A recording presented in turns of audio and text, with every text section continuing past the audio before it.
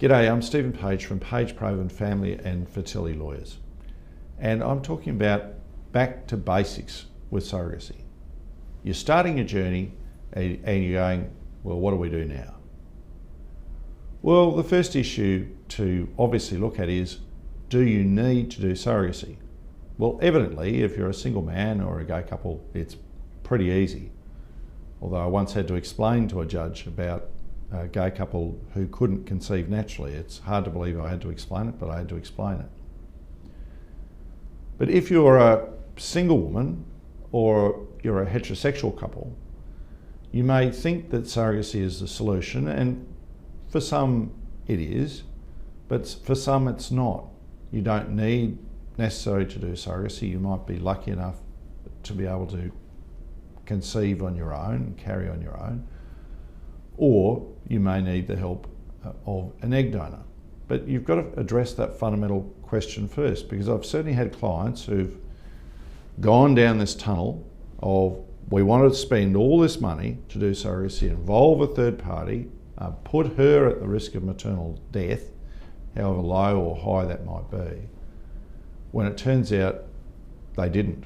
All they needed was good IVF, or they needed egg donation. So once you've gone past that point, whose genetic material are you using? Now, sometimes it's really straightforward. It's ours, okay. Is the quality okay? Yes. But do you need an egg donor? And I haven't kept precise statistics, but I've advised since 1988 about 1,900 surrogacy journeys, and about half of my clients are gay couples and about half are straight couples. And there's been a smattering of single men, many of whom identify as gay, but not all, and single women. Then we have had some transgender and non-binary clients, and a couple of lesbian couples. But do you need an egg donor? And of those batch of clients, 3/4 of them, in rough terms, need an egg donor. Of that group of clients that I've had, 3/4 of them need an egg donor. All the gay couples, self-evidently, all the single men, almost all the single women, the lesbian couples needed an egg donor, and about half the straight couples. So 3/4 need an egg donor. If you don't have an egg donor, then one of the things you then look at is, where do we do it? Because you then, if you're not able to identify an egg donor easily, you look at whether you're creating eggs from overseas, having them imported, and there are clinics who import eggs into Australia. But if you have the other missing bit, that you need a surrogate, you may then say, well, we've got to go overseas, because if we create embryos here, and we might have the benefit of Medicare in doing so, we can't send them overseas, we can't bring the surrogate from overseas, so it makes it really hard. But let's assume that you had no difficulty finding an egg donor and you have no difficulty finding a surrogate. Now, most people don't find it so easy. In rough terms, for every child born via surrogacy in Australia, 4 are born overseas, or to put it another way, 1 in 5 are born here. But assume that you're in that 1 in 5, then how do you actually proceed with the surrogacy journey? So we have a population of about 26 million. We have 6 states and 2 territories, and they're all different. But I'll just talk about it in general terms.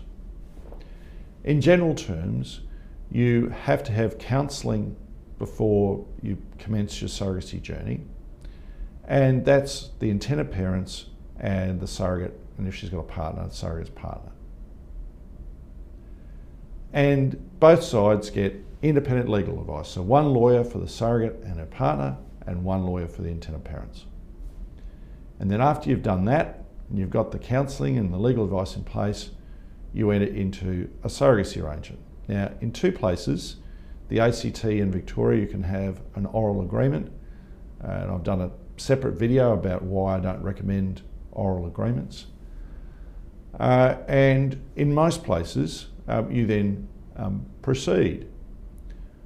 And I say most places because in Victoria and Western Australia, you have to get approval from the regulator. And in Victoria, it's the Patient Review Panel. In Western Australia, it's the Reproductive Technology Council. And to make matters even more complex, if you're in WA, half the market's excluded. If you're a single man or a male couple, you can't do it.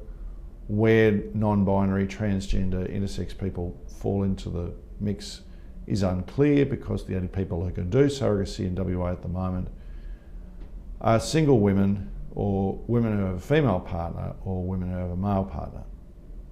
So, bit of a mess. And WA also requires the donor to sign up to the deal and must have counselling and legal advice. Thankfully, nowhere else. And then away you go. And then after the child is born, you get an order from the court saying that you're the parents. But it's easy to put the cart before the horse. And reflecting, I remember some years ago I saw a case where that had happened. The couple had got everything together. They got their surrogate. I can't remember whether she had a partner or not. They had counselling before they entered into the surrogacy arrangement. Each side got independent legal advice. And they had a written surrogacy arrangement which everyone had signed and presumably was compliant with the law of that state. You go, okay, well that all sounds pretty good. Obviously the clinic was happy to provide treatment. The answer was no, not at that stage. And why? The couple had missed out on the obvious main point. Was the surrogate suitable to carry? If she wasn't suitable to carry, then what was the point of going through all this psychological process of wanting to be parents through surrogacy and carrying through with counselling and getting legal advice and waiting and spending money? There was no point to it. So the obvious first step is, when you get a surrogate, if you believe that you have someone who is available to be your surrogate, go and get her. And I've seen reference to surrogates being people. You could have a trans man being a surrogate. Yes, it could happen. Haven't seen it happen. So typically the surrogate will be a woman, and get her to be seen by a doctor who has specialty. It'll either be a fertility specialist or an obstetrician, to see if she's suitable. If she is, great, and away you go. After the child is born, wherever it is in Australia, there will be an order made. Usually you can't apply for it for a month afterwards, and up to 6 months, although in South Australia a year, transferring parentage from the surrogate, and if she has a partner, to the intended parent or intended parents. When that order is pronounced, even before the paper version is given, the intended parents are the parents, and the formal legal process has finished. So that's surrogacy back to basics. And if you want to know how much you're going to spend, it varies state by state. Western Australia is the most expensive.